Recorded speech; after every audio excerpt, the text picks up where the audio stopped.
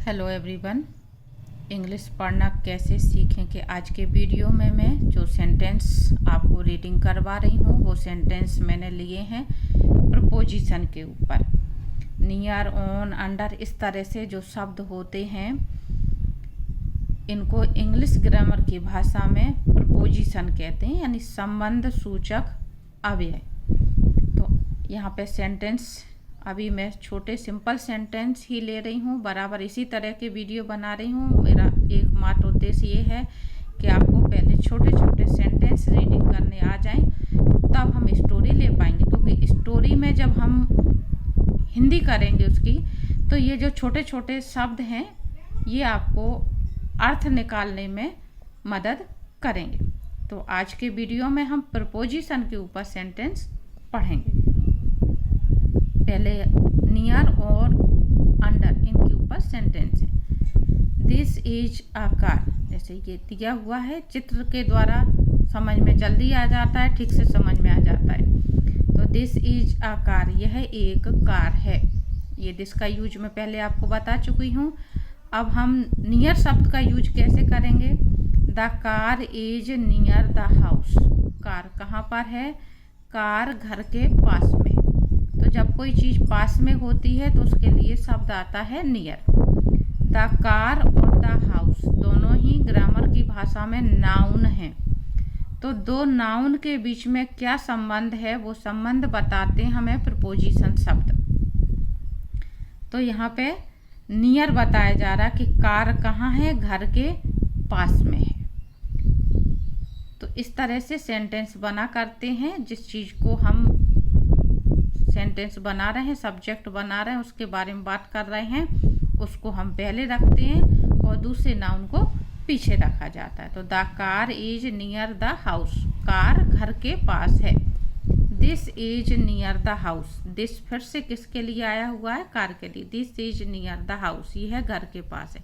यहाँ पे कहा कि कार घर के पास में है और यहाँ पे ये कहा जा रहा है यह घर के पास है। दोनों में ही नियर का यूज बताया जा रहा है। आगे देखें, दिस इज अ कैट, ये है नीचे, यह एक बिल्ली है। यानी सेंटेंस जो आपका बनाया जा रहा है कैट के ऊपर बनाया जा रहा है। The cat is under the chair, cat chair के नीचे है। अंडर का यूज करा जा रहा है, अंडर मीन्स नीचे। लेकिन कैसे नीचे, जब हमारे ठीक नीचे कोई चीज़ होती है तब अंडर का यूज करते हैं। इसीलिए यहाँ पे चेयर के नीचे कैट को दिखाया जा रहा है कि कैट कहाँ है, चेयर के ठीक नीचे है। तो ठीक नीचे जब कोई चीज़ होती है तो हम अंडर का यूज करते हैं। तो the cat is under the chair, बिल्ली चेयर के नीचे है। This is under the chair. U का उच्चारण यहाँ पे आ के रूप में हो रहा है। शुरुआत में जब भी यू आता है अधिकतर उसका उच्चारण आ होता है। ये मैं आपको वोवेल साउंड यू में सेंटेंस समझा चुकी हूँ, आपको उच्चारण बता चुकी हूँ कि हमको यू का उच्चारण कहाँ कहाँ किस किस रूप में करना होता है। तो अधिकतर शुरुआत में जब यू आता है तो उसका उच्चारण आ, तो यहाँ पे आ के रूप में है, तो इसको हम अंडर पढ़ेंगे, under.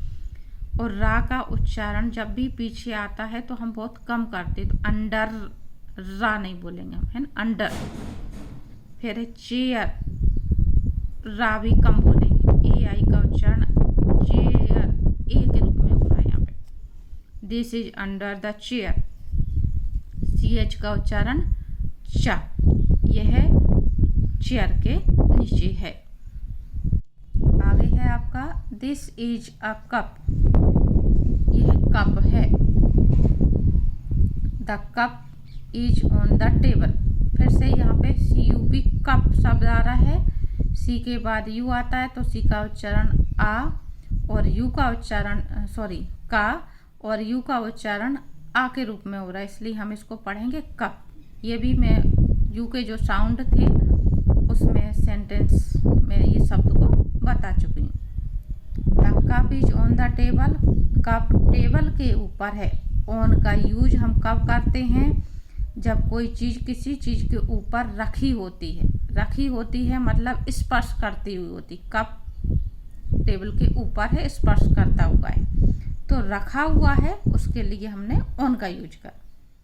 This is on the table, यह टेबल के ऊपर है, यह मतलब कप, कप टेबल के ऊपर है। हिंदी में हम ऊपर शब्द बोलते हैं। दिस इज अ कैट, फिर से कैट के बारे में बताया जा रहा है। कहाँ है कैट? ये है आपके, यह बिल्ली है। The cat is near the hut, ऊपर शब्द आया था नियर कार के लिए, उसी तरह से फिर से समझाया जा रहा है कि बिल्ली घर के पास में है। तो आपको कोई भी सेंटेंस ऐसा यूज करना है, किसको आप पास बताना चाहते हो उस चीज़ का नाम पहले बोलेंगे और जिसके पास में है उसको हम पीछे रखेंगे। दिस इज नियर द हट, यह झोपड़ी के पास में है। The cat is near the hut, यानी बिल्ली झोपड़ी के पास है। फिर से यहाँ पे HUT उच्चारण हो रहा है। हट, यहाँ पे हुआ था कप, ये हो रहा है हट, यानी यू का साउंड जो हो रहा है वो आ के रूप में हो रहा है। फिर आगे देखें ऑन के sentence. This is a bird, यह एक चिड़िया है या पक्षी है। बर्ड, आई का उच्चारण यहाँ पे आ के रूप में हो रहा है। The bird is on the हट, पक्षी हट के ऊपर है। यहाँ पे ये भी स्पर्श करती हुई बैठी हुई है, इसलिए बैठे हुए के लिए स्पर्श करने के लिए ऑन का use. This is on the हट, यह हट के ऊपर है। दिस इज एन एग, यह एक अंडा है। ये रहा आपका। The egg is under the hen, egg hen के नीचे है, मुर्गी के ठीक नीचे है। This is under the hen, यह हैन के नीचे है। तो यहाँ पे अंडर शब्द का फिर से आपको यूज बताया कि कोई भी चीज़ ठीक नीचे होती है तो हम अंडर का यूज करते हैं। आगे सेंटेंस ले रही हूँ मैं। इन फ्रंट ऑफ और बिहाइंड। इन मीन्स में कोई भी चीज़ किसी चीज़ के अंदर होती है तो हम इनका यूज करते हैं। इन फ्रंट ऑफ का मतलब सामने, कोई भी चीज़ सामने होती है, और बिहाइंड का मतलब पीछे। This is an aeroplane, aeroplane पढ़ेंगे इसको, ई का उच्चारण मिला करके हो रहा है एरोप्लेन। यह एक एरोप्लेन है, हवाई जहाज है। The aeroplane is in the sky, aeroplane आसमान में है। हिंदी में इनका मतलब निकलता है में, जो मीनिंग शब्द चलता है में, तो आकाश में है। This is in the sky, यह आकाश में है। दिस इज अ वुमन, यह एक महिला है। The woman is in front of the milkman, हमें कोई चीज़ सामने बतानी है तो उसको हम शुरू में रखेंगे, जिसके सामने है उसको हम पीछे रखेंगे। तो जो महिला है वो दूध वाले के सामने है। किसके सामने है? दूध वाले के, तो दूध वाले को हम पीछे रखेंगे। मिल्कमैन मीन्स दूध वाला। इसको फ्रंट पढ़ते हैं, यहाँ पे ओ का साउंड जो है आ के रूप में पढ़ रहा है, फ्रंट नहीं कहेंगे, front. This is in front of, sorry, she is in front of the milkman, वह सी का यूज करा जा रहा है द वुमन के लिए। महिलाओं के लिए प्रोनाउन सी होता है। वह दूध वाले के सामने है। आगे आपका दिस इज अ बॉय, यह एक लड़का है, ये दिख रहा है नीचे। The boy is behind the tree, लड़का पेड़ के पीछे है। He is behind the tree, वह पेड़ के पीछे है। द बॉय के लिए प्रोनाउन आया हुआ ही। अभी मैं अलग से आपको ही सी का यूज लूँगी, अलग से लेसन हम इसके लिए रीडिंग करेंगे तो आपको और बात क्लियर हो जाएगी। दिस इज अ पप, पप बोलते हैं, जैसे हमने पीछे पढ़ा कप हट, उसी तरह से यू का साउंड है यहाँ पे आ के रूप में, तो इसको पप पढ़ेंगे। पप कहते हैं डॉग के बच्चे को, कुत्ते के बच्चे को हम पप कहते हैं। द पप इज इन द टब। पप कहाँ पर है? टब के अंदर है। ये टब है और इसके अंदर कुत्ते का बच्चा यानी पिल्ला बैठा हुआ है, तो इनका यूज आया यहाँ पे। This is in the tub, वह टब में है, में meaning. This is a boy, यह एक लड़का है। The boy is in front of the car, लड़का कार के सामने है। किसके सामने है? कार, तो कार शब्द को हम पीछे रखें। He is in front of the car, फिर से द बॉय के लिए प्रोनाउन आया ही, वह कार के सामने है। दिस इज अ बॉय, यह लड़का है। कहाँ है? ये। The boy is behind the bus, लड़का बस के पीछे है। कार आगे है, बस के पीछे।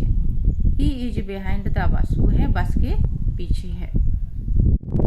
इन्हीं प्रीपोजिशंस को हम डिफरेंट एग्जाम्पल से थोड़ा और समझ लेते हैं। The ball is on a bed, ball bed के ऊपर है। स्पर्शकर्षी हुई चीज ऊपर होगी तो हम ऑन का यूज करते हैं। The fish is in a jar, मछली जार के अंदर है, तो यानी जार में है। इसका उच्चारण जार, जे का उच्चारण यहाँ पे जा। The man is under the tree, आदमी पेड़ के नीचे है। The cat is on a mat, बिल्ली चटाई के ऊपर है। अब इन दोनों में ही अगर हम बिल्ली को यहाँ बिठा दें तो यहाँ पे ऑन की जगह हो जाता नियर, और उसी तरह से ये जो व्यक्ति खड़ा हुआ है वो पेड़ की छाया से यहाँ दूर हो जाता, तो हम कर देते यहाँ पे अंडर की जगह नियर द ट्री। ठीक है, तो आपको ये ध्यान रखना है, कोई चीज़ पास में है तो नियर, ठीक नीचे है तो हम अंडर का यूज करते हैं। स्पर्श करते हुए चीज़ ऊपर होती है तो ऑन का यूज करते हैं। The pin is in a box, pin box के अंदर है मतलब में।